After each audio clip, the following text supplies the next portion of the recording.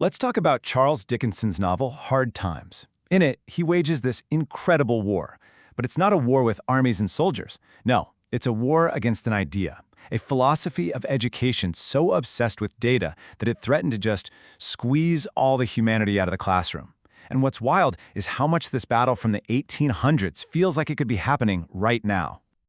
The book kicks off with this incredibly stark command from its main character, Thomas Gradgrind.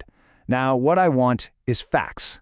This isn't just, a suggestion. It's a hardcore philosophy that shapes the entire story, and it's exactly what Dickens is taking aim at. So what's really behind this philosophy of facts? Well, Dickens saw it as a system built entirely on cold, hard data. And it wasn't just some made-up idea for a book. It was a reflection of this massive obsession in Victorian England with pure, practical utility. You see, Gradgrind's whole thing with facts wasn't just some personal quirk. It was a mirror of this really powerful movement called utilitarianism. The core idea was pretty simple. Judge everything by how useful it is. If you could measure it, calculate it, or use it right away, well, then it was basically worthless. Imagination, emotion, no practical value there, so get rid of it. And this is where it gets really chilling. This is how that philosophy looked in practice. Dickens actually calls the first chapter Murdering the Innocents, just to show us how brutal he thinks this is. In Gradgrind's school, kids aren't treated like people. They're just empty vessels, little pitchers that need to be filled to the absolute brim with facts, crushing any little spark of creativity along the way. So, you raise children this way, what happens? What's the end result?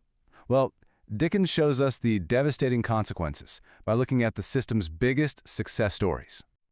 Let's look at the star pupils. They're like two sides of the same broken coin. You've got Gradgrind's own daughter, Louisa, who grows up with this massive emotional void and ends up in a totally miserable marriage.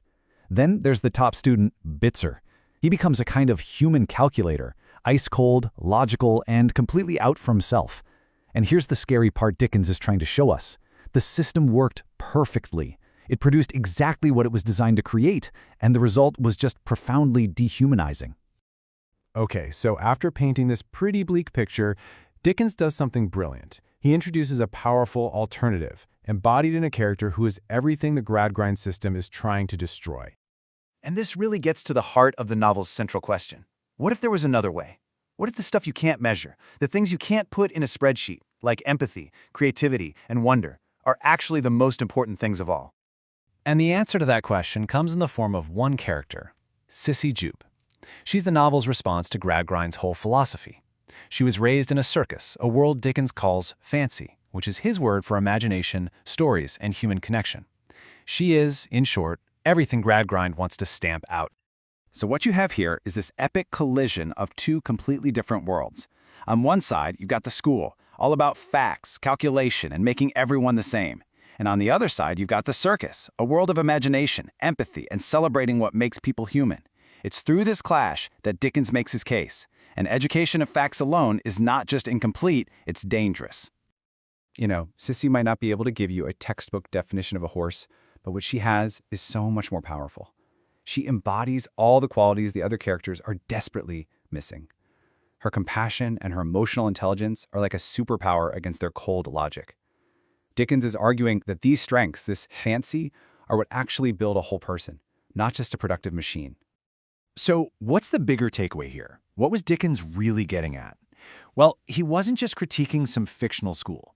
He was sounding a huge alarm about a trend he saw taking over all of Victorian England. Think about it. The Industrial Revolution was booming. Everything was about productivity, efficiency, just churning things out. And Dickens saw that exact same mentality creeping into the classroom. He saw schools being turned into factories for minds, designed to mass-produce obedient, efficient workers instead of thoughtful, compassionate human beings.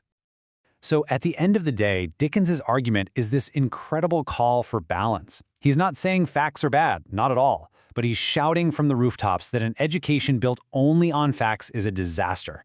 His novel just systematically takes apart the obsession, shows the terrible human cost, and argues for a system that actually nurtures the whole person, balancing what you know with what you can imagine. And that leads us with a question that, honestly, is just as relevant today as it was over 150 years ago. Maybe even more so. In our own world, a world so driven by big data, metrics, and standardized tests, his question is still incredibly urgent. How do we make sure we're still making room for fancy, for creativity, for empathy, for all those immeasurable things that truly make us human?